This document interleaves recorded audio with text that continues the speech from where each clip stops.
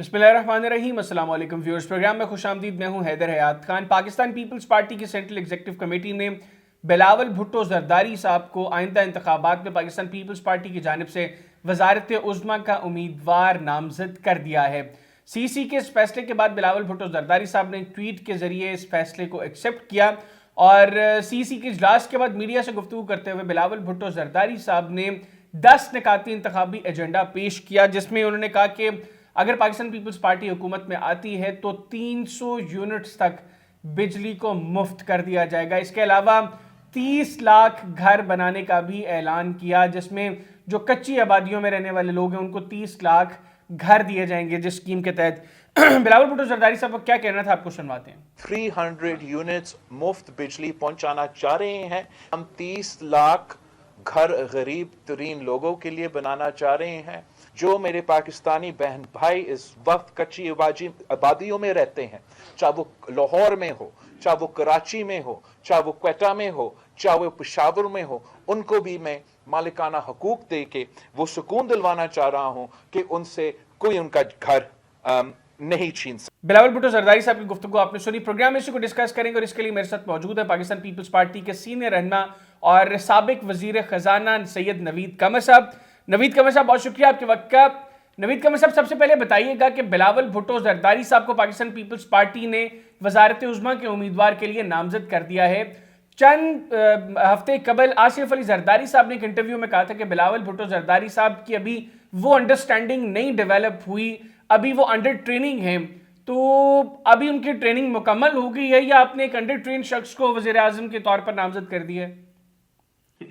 बिस्मिल्लाहिर्रहमानिर्रहीम। मेरा ख्याल है कि वो जरदारी साहब की वो बात जो है वो जरा आउट ऑफ कंटेक्स्ट लेके और पूरे मंजर पे उसको सवार कर दिया गया, ये दुरुस्त नहीं है। बिलावल साहब की ट्रेनिंग अभी से क्या, आपको भी पता है कि पाकिस्तान के फॉरेन मिनिस्टर रहे हैं और एक कामयाब फॉरेन मिनिस्टर रहे हैं, और ये सबसे एक तो जो जरूरी मिनिस्ट्रियल मनसब होते हैं उन पे वो फाइज रहे हैं। तो ये कोई बात नहीं हुई कि जी उनकी बात है। वो एक कॉन्टेक्स्ट में कह रहे थे कि कितना जो है वो फ्लेक्सिबल होना चाहिए, उस हवाले से बात हो रही थी। वो फॉरेन मिनिस्ट्री कामयाबी से चला रहे थे, बल्कि जब हमारी ओवरऑल पॉलिसी मेकिंग है उसके भी इंचार्ज वही हैं। तो अगर चाहे वो क्लाइमेट हो, चाहे वो कॉमर्स हो, चाहे वो और भी जो चीजें जो पीपल्स पार्टी के हवाले से थी, उन सब में जो है वो उनकी गाइडेंस और इनपुट होता था। उम्र में जरूर वो हमसे छोटे हैं, लेकिन उनकी ट्रेनिंग शुरू से लेके पहले उनकी वालदा के हाथों और फिर पार्टी में भी आके एक जो लीडरशिप रोल उनको मिला, उसमें वो अच्छा खासा ट्रेन हो चुके हैं। बहुत जाहिर है, बाकी तो इंसान आखिरी दिन तक भी सीखता रहता है, और जो कि हम सब करते हैं। तो he is fully prepared for it. Naveed Qamar साहब, ये जो आपने अपने 10 निकाती एजेंडे के अंदर 300 फ्री यूनिट्स की बात की है, आप चूंकि ट्रेड मिनिस्टर रहे हुए हैं, आप इकोनॉमी को बहुत बेहतर तरीके से समझते हैं, आप एनर्जी सेक्टर को बहुत बेहतर तरीके से समझते हैं। इसके लिए तो हमें बिलियंस ऑफ रुपीस चाहिए होंगे, कहाँ से आएंगे सर वो पैसे? और दूसरा, ये जो आपने 30 लाख घरों की बात की है, खान साहब ने भी 50 लाख घरों का ऐलान किया था, वो 3.5 साल में नहीं बना सके। आप लोग किस तरीके से जो है इस प्रोजेक्ट के ऊपर काम करेंगे, ये जरा बता दें। और मुल्क के मुआशी हालात को सामने रखते हुए आपको लगता है कि ये चीजें प्रैक्टिकली पॉसिबल हैं या सिर्फ ये जुबानी जमा खर्च हैं? देखिए, ये 10 पॉइंट्स का जो पूरा एजेंडा है उसमें से कोई भी ऐसी चीज नहीं है जो कि किसी आसमानी सहीफे के हिसाब से ऊपर से मनोसलवा आएगा और हम ये सब कुछ कर देंगे। ये प्रोग्राम नहीं है। अगर हम बात करते हैं फॉर एग्जांपल जो छोटे से छोटे कंज्यूमर है उनको मुफ्त बिजली देने के, तो एक पूरा प्रोग्राम है। ये बेस्ड है ऑल्टरनेट एनर्जी पे, पर्टिकुलरली सोलर पे, कि इस वक्त हमारा ज्यादातर जो बिजली जाती है वो जो है पिल्फर होती है या चोरी होती है या लाइन लॉसेस में जाती है, या उसकी रिकवरी नहीं होती। तो ये जो इतना बड़ा सर्कुलर डेट है जो कि खरबों में है इस वक्त, उस सब को खत्म करने का एक ही तरीका है कि हम लोकलाइज्ड जो है ऑल्टरनेट एनर्जी दें, और वहीं पे लोकल एरिया ग्रिड पे या इवन इंडिविजुअल लेवल पे, और इसमें प्राइवेट सेक्टर इन्वॉल्व होगा। ये सिर्फ ये नहीं है। ये आपको एक पैरेलल इसका मैं दे दूं कि जैसे टेलीफोन एक जमाने में बहुत बड़ा एक था कि जी सिफारिशों से मेंबर्स को हमें एमएनएस 5-5 फोन मिलते थे कोटा में। आज टेलीफोन की कंपनियां जो हैं वो आपके पीछे पड़ी होती हैं कि आप हमसे फॉर टेलीफोन ले लें, कनेक्शन ले लें वगैरह वगैरह, इतने इतने इश्तार देते हैं।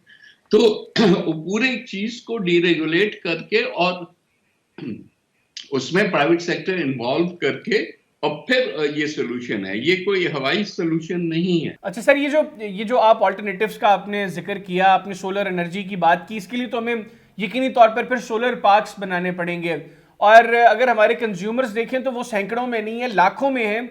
इनके लिए हमें अरबों खरबों रुपए की जरूरत होगी सर, ये किस तरीके से पॉसिबल होगा?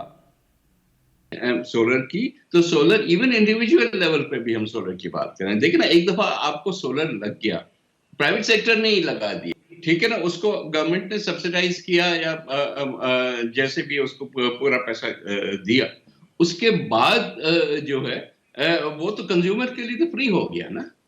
ये जो यहाँ तरबेला से बिजली निकलती है और थर तक पहुंचती है या थर से निकलती है और चीचावतनी पहुंचती है ना, ये कंसेप्ट कम से कम फार फ्लंग एरियाज के लिए अब एक फेल्ड मॉडल हो गया है, और हमें इससे निकल सोलर पार्क्स की बात नहीं है बल्कि सोलराइजेशन बात है। सर बुनियादी सवाल फिर फाइनेंसिंग का है। आपने सब्सिडी की बात की, आपको इस चीज का भी अंदाजा है कि जो मौजूदा मौशी हालात हैं, इसके बाद जो भी हुकूमत आएगी उसको फौरी तौर पर IMF प्रोग्राम में जाना पड़ेगा। मौजूदा निगरान हुकूमत ने बेइंतहा कोशिश की कि 300 यूनिट्स तक कंज्यूम करने वाले जो कंज्यूमर्स हैं बिजली के, उनको सब्सिडी दी जा सके। IMF उसके ऊपर रजामंद नहीं हुआ। आप तो फिर 300 यूनिट्स मुफ्त देने की बात कर रहे हैं, आप इसके ऊपर IMF को किस तरीके से मनाएंगे? इस वाले सिस्टम में तो वाकई इम्पॉसिबल ना, कि आपकी बिजली अगर उसका कम से कम 1/3 जो है आपको वापस से उसका मुआवजा नहीं मिल रहा, तो वो वाली तो बहुत ही महंगी बिजली है ना। तो बिजली को ही खुद आपको सस्ता करना होगा, और फाइनेंसिंग के दो तरीके हैं। एक तो ये कि जैसे मैंने बार बार कहा कि प्राइवेट सेक्टर इन्वॉल्व होगा, तो फाइनेंसिंग तो प्राइवेट सेक्टर को ही फैसिलिटेट किया जाएगा ना, गवर्नमेंट के बजट से तो नहीं दे सकते आप। दूसरा ये कि इस वक्त दुनिया में फाइनेंसिंग इतनी तकरीबन हर फंड जो है वो ग्रीन फाइनेंसिंग के लिए तैयार होता है।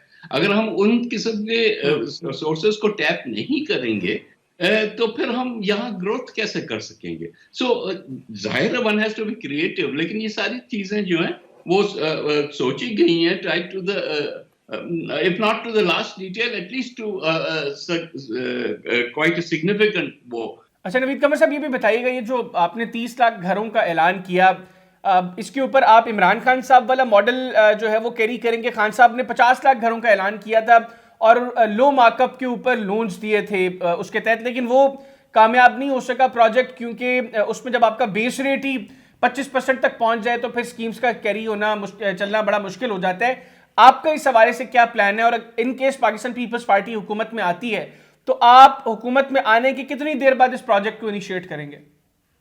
देखिए, पहली चीज तो ये कि इस वक्त भी आपको पता है कि government of Sindh for example लोगों के लिए under the Benazir housing scheme free घर बना के देती रही है। पिछले 5 साल में देखें तो हर एरिया में जो है वो सैकड़ों इफ नॉट हजारों घर बन चुके हैं।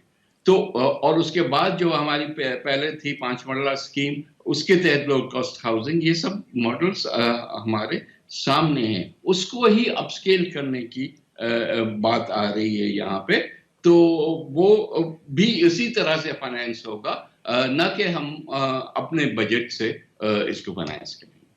अच्छा सर, ये भी बताइएगा कि जो मौजूदा मुआशी हालात हैं इसमें तकरीबन हर जो इकोनॉमिक एक्सपर्ट है उसकी ये राय है कि जो भी अगली हुकूमत होगी उसको फिलफौर IMF प्रोग्राम में जाना पड़ेगा। खान साहब जब इक़्तिदार में आए थे तब भी तकरीबन सारे मुआशी एक्सपर्ट्स का यही कहना था, लेकिन खान साहब लेट गए और उसका खुमियाजा फिर बाद में उन्होंने भी भुगता और अभी तक कौम भुगत रही है। आप लोग कन्विंस्ड हैं कि अगर आप लोग इक़्तिदार में आते हैं तो आपको फौरी तौर पर IMF के साथ टेबल पर बैठना है? जी देखिए, सारी बात ही ये है कि पीपल्स पार्टी कभी भी मुश्किल फैसले करने से नहीं डरती। बिल्कुल, आप जो बात कर रहे हैं वो दुरुस्त है कि इमरान खान साहब ने भी बहुत डिले किया ये फैसला, और फिर डिले करने के बाद एक दफ़ा आने के बाद फिर दोबारा से उसको रिवर्स किया, जिसके नताइज अवाम के लिए बहुत बुरे हुए। जो आज हम ये इन्फ्लेशन देख रहे हैं और बाकी इतने कड़वी शराइत देख रहे हैं, वो ऑफ अगेन ऑन अगेन की वजह से हुआ ना। फिर जब ये जो कोलिशन गवर्नमेंट आई हमारी 1.5 साल के लिए, उसमें भी यही हुआ। पहले हम मिफ्ता साहब राजी थे, लेकिन उनको भी रेजिस्टेंस आ रहा था अपनी पार्टी की तरफ से पर्टिकुलरली। लेकिन बहरहाल खुदा खुदा करके वो प्रोग्राम में हम आगे, फिर डार साहब आए तो फिर वो चीज जो है वो स्लो डाउन हो गई काफी हद तक। तो ये नहीं हो सकता। We have to be clear in our mind. हाँ, मुश्किल फैसला है, हाँ उसके जो है कड़वे असरात होते हैं, लेकिन अगर एक चीज करनी है तो करनी है। We are clear in our mind कि अगर है तो जल्दी से फैसला करो। आपको याद होगा 2008 में मैं जब वजीर खजाना बना था, मुझे याद है कि उस जमाने में जी। पाकिस्तान के हालात इतने ही खराब थे, या जहां तेल की कीमत $140 पर बैरल थी, अब तो आधी है उसकी तकरीबन। उसके बावजूद हमने क्या किया, हमने फौरी तौर पे वहां की सब्सिडीज जो थी, जो इनडायरेक्ट हैं, जो हर अमीर गरीब सबको बराबर मिलती हैं, बल्कि अमीर को ज्यादा मिलती हैं क्योंकि वो ज्यादा खर्च करता है, तो वो हटा के और हमने एक नया प्रोग्राम शुरू किया, बेनजीर इनकम सपोर्ट प्रोग्राम। जो भी उसका क्रिटिसिज्म हुआ, जी लोगों को आप मुफ्त में पैसा दे रहे हैं, कैसे होगा, लेकिन बजट से दिया ना, और फिर दुनिया ने अप्रिशिएट किया, और कोई उसके बाद की हुकूमत जो है ना उसको रोल बैक नहीं कर सकी, क्योंकि आज पूरा वर्ल्ड बैंक, पूरी दुनिया में कई और ममालिक जो है पाकिस्तान के मॉडल को फॉलो कर रहे हैं। तो सवाल ये है कि एक दफा आपके पास क्लैरिटी हो कि हमने क्या करना है, और अब भी जो है फिलॉसफी यही है, बाबा गरीब को अगर सपोर्ट करनी है तो करो, अमीर को सपोर्ट नहीं करो। बिल्कुल ठीक। सैयद नवीद कमर साहब, बहुत शुक्रिया आपका, आपने प्रोग्राम के लिए खुसूसी तौर पर वक्त निकाला। नाज़रीन, पाकिस्तान पीपल्स पार्टी के सीनियर रहनुमा सैयद नवीद कमर साहब हमारे साथ मौजूद थे, उनकी गुफ्तगू आपने सुनी।